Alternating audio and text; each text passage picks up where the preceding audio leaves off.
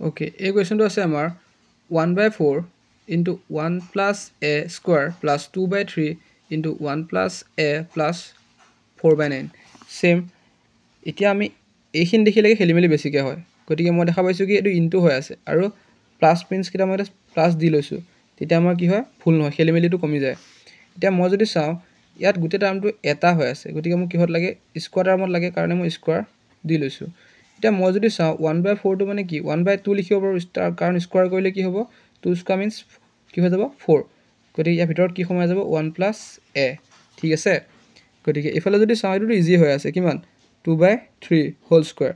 গতিকে পালোঁ কিমান এইটো এ, এইটো পালোঁ কি মই বি, মাজত টুৱাইছ এ বি কৰি দিয়া। টুৱাইছ এ মানে কি পালোঁ মই 1/2 1 প্লাছ এ আৰু বি মানে কিমান 2/3, গতিকে আমাৰ এইটো টাৰ্ম হৈছে এ, টাৰ্মটো হৈ আছে আমাৰ কি বি, কৰিলে কি হ'ব A plus B whole square, গতিকে ইয়াক দুবাৰ লিখি দিয়া 1/2 1 প্লাছ এ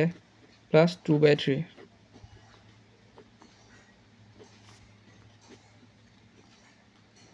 দি দিব পাৰা। ঠিক আছে, এইটো পাৰিবা তোমালোকে। কি আছে মাইনাছ আৰু কি প্লাছ, অ'কে দেন ইয়াক যদি মই চাওঁ কি হ'ব স্কুৱাৰ টাৰ্মত লাগে 2p স্কুৱাৰ হৈ গ'ল। এইফালে যদি মই চাওঁ ইয়াত সংখ্যা নাই, ইয়াত কি আছে কিউ স্কুৱাৰ আৰু আৰ স্কুৱাৰ, দুইটাতে স্কুৱাৰ স্কুৱাৰ আছে, স্কুৱাৰ যদি মই লৈ যাওঁ দেন কি হ'ব কিউ আৰু কি থাকিব আৰ, গতিকে এইটো হ'ল এ, এইটো হ'ল কি বি, মাজত কি হয় টুৱাইছ এ মানে হৈ আছে আমাৰ 2p আৰু বি মানে হৈ আছে আমাৰ কি কিউ আৰ, গতিকে যিহেতু মাইনাছ প্লাছ আছে A square minus twice A B plus B square হৈ আছে, গতিকে কি হ'ব A minus B whole square, দুবাৰ লিখি দিয়া 2p মাইনাছ কি কিউ আৰ, আৰু ইয়াত কি হ'ব 2p মাইনাছ কিউ আৰ। এই মেথছটো বহুত দীঘল দীঘল লাগে আৰু খেলি মেলি বহুত হয়, কাৰণ আমি জানো কি যে দীঘল হ'লেকে আমাৰ ভয়টো বেছিকৈ লাগে, খেলি মেলি হ'ব বেছিকৈ লাগে, আৰু বীজগণিতবিলাক এনেকুৱা হয়। গতিকে আমি চাওঁ যে এইটো ভুল নহয় কেনেকৈ কৰিব পাৰি। এতিয়া আমি যদি চাওঁ এটা কাম কৰোঁ, এই পাৰ্টটোক আমি এটা কৰি লওঁ, এটা পাৰ্ট কৰি লওঁ, তেতিয়া এঘৰ মানুহ এক্সট্ৰা হৈ গ'ল, এইঘৰ মানুহঘৰ কি হৈ গ'লগৈ এক্সট্ৰা হৈ গ'লগৈ। গতিকে আমি কোনখিনি কৰিম গম পাইছেনে, আমি কৰিম প্ৰথম এই পাৰ্টটো। এই পাৰ্টটোত যদি মই চাওঁ 4x square minus 4x plus Y square plus 6y, এই 10টো যোনটো আছে এই 10টোক আমি কেনেকৈ লিখিব পাৰোঁ 9 প্লাছ 1। ঠিক আছে, দেন আমাৰ এই পাৰ্টটো কি হ'ব ছেম, মইতো কৈছোঁৱে এই পাৰ্টটো আমি কৰিবলগীয়া একো নাই, সি তেনেকৈ থাকিব। এতিয়া মই কি কৰিম এই 4x স্কুৱাৰ মাইনাছ 4x ইয়াৰ ওচৰলৈ মই এই 1টো লৈ আহিম, প্লাছ কি কৰিম 1টো লৈ আহিম, তাৰপিছত আমাৰ থাকিলে কি ৱাই স্কুৱাৰ মাইনাছ 6y আৰু প্লাছ 9টো ওচৰত থাকি গ'ল, দেন আমাৰ এই ষ্টেপটো কি হ'ব ছেম থাকিব। তাৰপিছত মই কি কৰিম এইটো 4x স্কুৱাৰটো যে আছিলে তাক মই 2x স্কুৱাৰ লিখিব পাৰোঁ, কাৰণ 2 স্কুৱাৰ মানে 4 আৰু x স্কুৱাৰ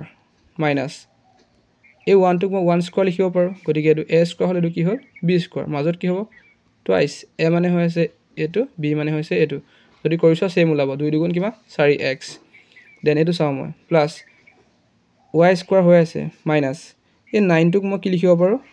3 স্কুৱাৰ, গতিকে কি হৈ আছে এইটো এ স্কুৱাৰ, এইটো কি বি স্কুৱাৰ, মাজত কি হ'ব টুৱাইছ এ মানে এইটো বি মানে হৈ গ'ল, ঠিক কি হ'ব 3 2 6 6y, আৰু এই ষ্টেপটো আমি চুবলগীয়া নাই, সেইটো কি হ'ব আমাৰ ছেম থাকিব। অ'কে, এতিয়া আমি যদি চাওঁ এইটো কি হৈ আছে A square minus twice A B plus B square, then কি হ'ব A minus B whole square, তাৰপিছত এইটো আমাৰ কি হ'ব A square minus twice A B plus B square হৈ আছে, কৰিলে কি হ'ব A minus B whole square, আৰু এই টাৰ্মটো আমাৰ কি হ'ব ছেম। এতিয়া মই যদি চাওঁ এই বেকেটটো উঠাই পেলাই কি আছে আমাৰ 2x minus 1 whole square plus y minus 3 whole square minus কি হ'ব 2 into 2x minus 1 y minus 3, এতিয়া এটা বস্তু আমি লক্ষ্য কৰিছোনে যে ইয়াৰ লগত এটো সেম ইয়াৰ লগত এটো সেম টুৱাইস আহি আছে গতিকে মই গম পাইছো কি যে a স্কয়াৰ আৰু b স্কয়াৰ পাই আছো টুৱাইস ab হৈ আছে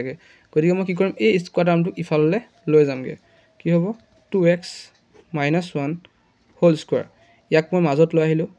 2 * 2x - 1 y - 3 আৰু ইয়াক লৈ যাম কলে ইফাললৈ y - 3 হোল স্কয়াৰ তে যদি সোৱাই কি দেখা পাইছা এটো হৈছে a এটো হৈছে কি b গতিকে a স্কয়াৰ আৰু b স্কয়াৰ হৈছে মাজত কি হৈছে টুৱাইস a মানে হৈছে এটো b মানে হৈছে এটো গতিকে টুৱাইস ab পাই আছো আৰু মাইনাস প্লাস হৈ আছে গতিকে আমি গম পালো কি a লিখি ললো মই মাইনাস b মানে কি আমাৰ b মানে y - 3 গতিকে হোল স্কয়াৰ আৰু এতিয়া মই যদি চাও 2x - 1 প্লাসে মাইনাসে মাইনাস মাইনাসে মাইনাসে কি হ'ব মাইনাসে মাইনাসে প্লাস 3 এতিয়া আমি চাও 2x মাইনাস 1 লৈ আহিলো এতিয়া প্লাস 3 আৰু মাইনাস 1 মানে মোৰ 3 টকা জমা আছিল 1 টকা মোৰ বাকি আছিল গতিকে 2 টকা জমা থাকিব প্লাস কি হৈ যাব 2 জমা কাৰণে এতিয়া স্কয়াৰ আছে দুবাৰ লিখি দিয়া 2x - 1 y plus 2 আৰু এবাৰ কি হ'ব 2x - y plus কিমান 2